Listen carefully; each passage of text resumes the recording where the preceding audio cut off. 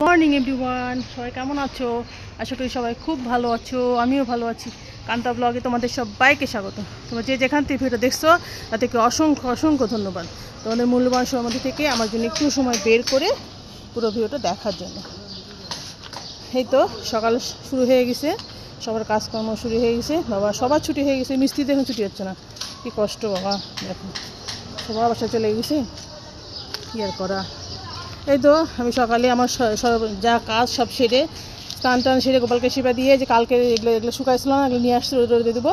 বাসি কাপড়গুলো নিয়ে আসছি, এক বোতল জলও নিয়ে আসছি, জলও দিব গাছে দিয়ে তারপরে সারাদিনের কার্যক্রম শুরু করব। দেখো আজকে ওয়েদারটা অফ, খটখটে রোদ, কঠিন অবস্থা। আজকে নাকি অমাবস্যা লাগবে, অমাবস্যা নাকি আজকে সন্ধ্যা 7টার সময় লাগবে, আর কালকে বিকেলে নাকি ছাড়বে। কালকে নাকি সূর্যগ্রহণ থাকবে। এই তো সব ব্যাপার স্যাপার। তো চলো দেখতে থাকো ভিডিওটা, আশা করি আজকে ভিডিওটা অনেক ভালো লাগবে তোমাদের। কটা তুলসী পাতা তুলে নিয়ে যাই, অমাবস্যা শুরু হলে তো আবার তুলসী পাতা তোলা যাবে না, আবার গ্রহণও থাকবে, সূর্যগ্রহণ। তো আজকে যে কটা পারি তুলে নিয়ে যাই। যথারীতি সকালের অধিবেশনে চা দিয়ে আমরা শুরু করি, জানোই তোমরা দেখতে দেখতে বোরিং হয়ে যাবে। চা ছাড়া আমাদের চলে না। এই যে একটু বিস্কিট নিচ্ছি আর আমাদের তিনজনের জন্য চা বেরিয়ে নিচ্ছি, চা খাবো। প্রচণ্ড গরম আছে সকালে, বুঝছো, ওই যে ফ্যান দিয়ে রাখছি, এই জন্য একটু শব্দ হচ্ছে, একটু অ্যাডজাস্ট করে নিও, থাকা যাচ্ছে না, প্রচণ্ড গরম, হঠাৎ করে গরম পড়ে গেল আবার। তো চলো যাই, পরে একটা চাটা খেয়ে তারপরে আসছি। পরোটা করে নিয়ে আসলাম আর শ্যামাই, আর এই যে কালকে বাঁধাকপি ছিল, বাঁধাকপি দিয়ে সকালে জলখাবার। এই দেখো ছেলে আর মেয়ের জন্য বাইরে নিয়ে আসলাম, ওরা খাওয়া দাওয়া করে নি। বন্ধুরা সব ঢেকে ঢুকে নিলাম, তার কারণ ঘরটা ঝাড়বো। সকালে আস্তে আস্তে শেষ করে 3টা কাঁথা কাচলাম, কারণ কাঁথাগুলো কাঁচাই ছিল। ওমা এখন দেখি আমার একটা ভাবসা গন্ধ হয়ে গেছে। তাই এই জন্য হচ্ছে একটু ডিটারজেন্টে হচ্ছে ভিজায়ে ধুয়ে জলটা ঝরানোর জন্য বাথরুমে রেখে আসছি, ছাদে নিয়ে যাব। একটু অবস্থা খারাপই হয়ে যাচ্ছে, কাজের প্রেশার একটু বেশি হয়ে যাচ্ছে। কি করব, উপায় নাই, এতদিন তো করতে পারলাম না, এই ছেলেপেলের পড়া টড়া, স্কুল প্রাইভেট কোচিং এসবের জন্য, বরের অফিস ছিল। তো এখন এই যে তাড়াহুড়া করে করা লাগছে। আরও করা লাগছে যে ওই যে বাসন্তী পূজা তো শুরু হয়ে যাবে। 30 তারিখে হচ্ছে মায়ের নবরাত্রি, তারপরে আগামী 3 তারিখে সম্ভবত ষষ্ঠী শুরু হবে পূজা, আর 7 তারিখে শেষ হবে দশমী দিয়ে।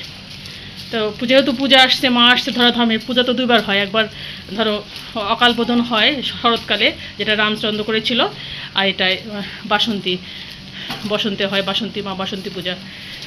তো মা যখন আসছে তখন একটু বাড়িঘর তো পরিষ্কার করা উচিত, তাই না?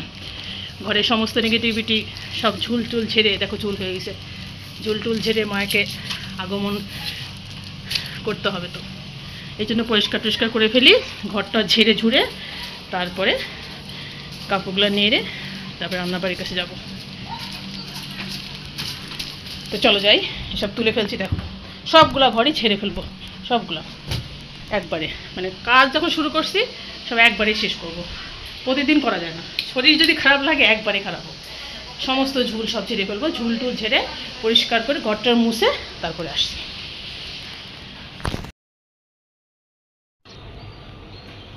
এই দেখো 3টে কাঁথা ধুয়ে দিয়েছিলাম, সুন্দর করে নাড়িয়ে দিলাম, যেটুকু রোদ লাগুক, আর বাদ বাকি কালকে শুকাবে। আমার তো ইমার্জেন্সি তো কিছু নেই, কোমরগুলো গায়ে দিতে পারছে না। কালকে ছেলে মেয়ে ওদের ওই যে বললাম যে চাদর গায়ে, দেখো এই কাঁথাটা কি সুন্দর দেখছো। এই কাঁথাটা আমাকে এটা হচ্ছে গিফটের কাঁথা। আমি যখন হোস্টেলে থাকতাম তখন আমার একটা রুমমেট ছিল, নাম ডেজি, ও আমাকে এটা গিফট করছিল। তো আমার মা বিয়ের পর আমাকে এটা দিয়েছে যে তোর গিফটের জিনিস তুই নিয়ে যা, তুই ব্যবহার করিস। এখনও কি সুন্দর দেখছো, খুব ভালো লাগে কাঁথাটা, খুব যত্ন করে রাখি আমি। এই তো এই 2টা, আর ওই যে একটা 3টা, এটা শাশুড়ি দিয়েছিল, বেশ অনেকদিনই হয়ে গেলো, দেখো একটু ছিঁড়ে হয়ে গেছে। আর কিছু কাপড় চুপড় দিয়ে দিলাম। চলো এখন ঘরটাগুলো মুছে নিই। বাপরে রোদ দেখো, কি সর্বনাশ শুরু হয়ে গেছে, খরা সব একদম ঝেড়ে পুছে ঝকঝকে তকতকে করে ফেলছি। ফ্যানটাও মুছে ফেলছি, চালাই দিছি, যেহেতু ঘর মুছে ফেলছি। সব ছোপা টোপাগুলো সব সুন্দর করে ঝেড়ে ফেলছি। সোফার কভারগুলো ধোয়া হয়েছে, এইগুলো একদিন রোদে দেবো। বিছানা টিছানা সব পরিষ্কার। এই দেখো ডাইনিং প্লেসেরও সব সুন্দর করে পরিষ্কার করে ফেলছি। এটা এখানে ফ্যানটা মুছে ফেলছি, ঘরও মুছলাম। এই যে ফ্যান দিয়ে না দিলে শুকায় না। আর এই ঘর তো দেখাইছি, সব ঝকঝকে পর্দাগুলো সব খুলে ফেলছি, ধুয়ে ফেলবো। আর এই পর্দাগুলো পরে দেবো। এই দেখো এই ঘরও মুছে ফেলছি, মোটামুটি সব হয়ে গেছে। রান্নাঘরে ছাড়ছি, এই বাড়িটা ঝাড়িয়ে ফেললাম সুন্দর করে। দরজার সামনে যদি পরিষ্কার না থাকে তাহলে তো সব মাটি। দরজাও পরিষ্কার করে ফেলছি। আর এইদিকে ভিজা জলটা বাইরে ফেলে দেবো। ওই যে মিস্ত্রি বাইরে বা নিতে আসছিল, ওখানে ওদের কাজ শেষ, ওরা চলে যাবে। রমজান মাস তো অল্প কাজ করছে। তো চলো যাই, শুধু স্নানটা করবো, স্নান করে রান্নাঘরে যাবো। ছেলে পূজার দায়িত্ব নিয়ে নিছে, আমার শান্তি। সকালে একবার করছি, কিন্তু যেহেতু ঘর বাড়ি পরিষ্কার করলাম, এখন আবার একটু রান্না করলে ভালো লাগে। হ্যালো ফ্রেন্ডস, এ দেখো আমি স্নান টান সেরে চলে এসেছি সিঁদুর পরতে। এটা আমার সিঁদুর রাখার ডালা। তো শ্যাম্পু করলাম, কারণ যেহেতু অনেক ধুলাবালি না আনলাম, তো শ্যাম্পু ট্যাম্পু করলাম, করে স্নান করে আসলাম। আমার আলতা আর সিঁদুর অনেক পছন্দ, এটা তোমাদের কাছে একটু শেয়ার করতে আসলাম। আমি কখনো লিকুইড সিঁদুর আমি পরি না। এখন যেসব সিঁদুর বেরোচ্ছে আমার সব ভালো লাগে না। আমি সবসময় এই যখন গুঁড়া সিঁদুর পছন্দ করি, আমার খুব ভালো লাগে। তো এই সিঁদুর নিয়ে একটা গল্প আছে। তা আমি আমার ছেলে মেয়েকে সবসময় বলি, ছেলে মেয়ে হাজব্যান্ডকে সবসময় বলি যে আমি যখন মারা যাব তখন এই সিঁদুরের যে ডিব্বাটা আছে পুরোটাই আমার শীতেতে ঢেলে দিবি। আমার খুব ভালো লাগে সিঁদুর, এই আলতা ভীষণ পছন্দ। কার কার পছন্দ আমার মতো সিঁদুর আলতা জানিও, আমার তো ভীষণই পছন্দ। ছোটোবেলাতে জানো আমার ঠাকুমা যখন বৃদ্ধ হয়ে গেছিলো, তখন সে নিজে স্নান টান এগুলো করতে পারতো না। ওর বৃদ্ধ বয়সটা একটু কষ্টে গেছে আমার ঠাকুমার, হাতটা ভেঙে যেত, পাটা ভেঙে গেছিলো, তখন সে কিছু করতে পারতো না। তখন আমি ঠাকুমাকে স্নান করিয়ে, তারপরে নতুন কাপড় পরিয়ে, স্নো পাউডার লাগিয়ে সে সাজতে খুব ভালোবাসতো। আর এই সিঁদুর পরিয়ে দিতাম। আমার ভীষণই ভালো লাগে এই সিঁদুরটা, সিঁদুর আমার অনেক প্রিয়। তো এই সিঁদুর পরে তারপরে বাদবাকি কাজ। তো চলো যাই এখনকার মতো। এই দেখো বন্ধুরা, ফ্রেশ হয়ে চলে আসলাম, সব কিছু কেটে কুটে। এই দেখো পোলাও হবে, পোলাওয়ের চাল ধুয়ে রাখছি। আর এই যে খাসির মাংস বাবা কিনে দিয়ে গেছিলো হাফ কেজি, আমাদের তিনজনের মোটামুটি হয়ে যায়। তো আমি মেরিনেট করে রাখছি। আলুটা কেটে ধুয়ে জলে ভিজে রাখছি। আর এই দেখো পোলাওয়ের জন্য পেঁয়াজ কাটছি, মাংসের জন্য পেঁয়াজ, আদা, রসুন এগুলো সব আমি এখন ম্যাশ করে নেব। তো চলো ঝটপটগুলো রান্নাবাড়ি সেরে তারপরে আসছি। এ দেখো সব মশলা দিয়ে পোলাওটা ভাজা শুরু করছি। চালটা খুব ভালো ছিল, ভীষণ সুন্দর গন্ধ বাড়াচ্ছে। পোলাও মানে ভাজতেই এত সুন্দর গন্ধ বাড়ছে, আর রান্নার পর মনে হয় আরও সুন্দর গন্ধ বাড়াচ্ছে। চলো ভাজে লেগে রান্নাটা শেষ করে আসছি।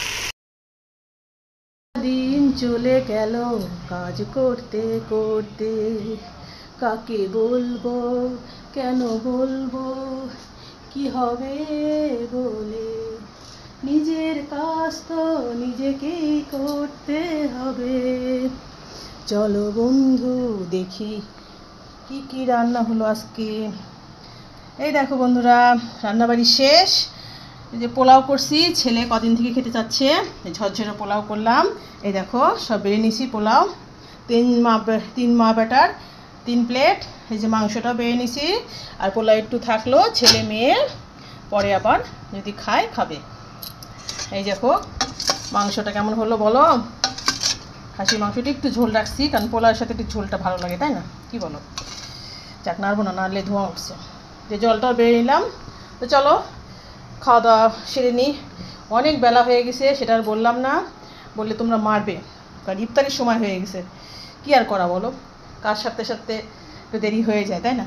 প্রতিদিন তো টাইমলি হয়, আজকে না একটু কাজের জন্যেই দেরি হলো, নিজের পরিষ্কার পরিচ্ছন্ন ঘরের জন্য একটু দেরি হলোই, কি আর করা। তো চলো পরে আসছি। রুবহান, সবাইকে সন্ধ্যা অনেক শুভেচ্ছা রইল। সন্ধ্যাবাতি জ্বালিয়ে দিলাম, এখন জব ধ্যান করে 7টা অমাবস্যা লাগবে, তার আগে গোপালকে সেবা দিয়ে শয়ন দিয়ে বাস আজকের মতো দিনটা শেষ হলো। তো চলো বন্ধুরা, আজকে তো ভিডিও শেষ করলাম। তো যে যেখান থেকে ভিডিও দেখলো তাদেরকে অসংখ্য অসংখ্য ধন্যবাদ তোমাদের মূল্যবান সময় থেকে আমার জন্য একটু সময় বের করে পুরো ভিডিওটা দেখার জন্য। তো ফিরে আসছি কালকে নতুন একটা ভিডিও নিয়ে। ততক্ষণ সবাই খুব ভালো থেকো, আনন্দে থেকো। এখন tata, bye bye, good night, sweet dream.